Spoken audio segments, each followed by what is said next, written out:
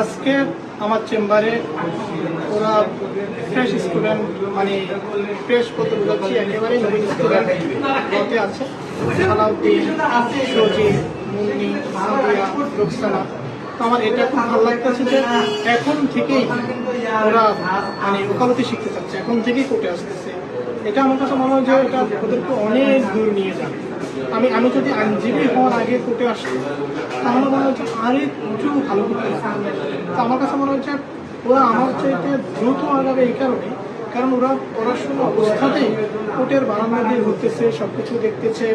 ওদের যারা সিনিয়র বড় ভাই আছেন, যারা অ্যাডভোকেট হয়েছেন, তাদের সাথে কথা বলতেছেন, তাদের সাথে কোর্টে দেখতেছেন, শিখতেছেন, বিভিন্ন কোশ্চেন করতেছেন।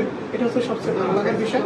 ওদের জন্য শুভকামনা থাকলে ওরা বিভিন্ন ইউনিভার্সিটিতে পড়াশোনা করে, ওদের জন্য দোয়া থাকলে ওরা যেন এতটা বড় হয়, একদিন যেন বলতে পারি যে না ওরা ওরা কিছু একটা হয়েছে, কোনো একটা কাজের জন্য ওদের কাছে যাওয়া লাগে, এতটাই ওদের জন্য দোয়া থাকবে।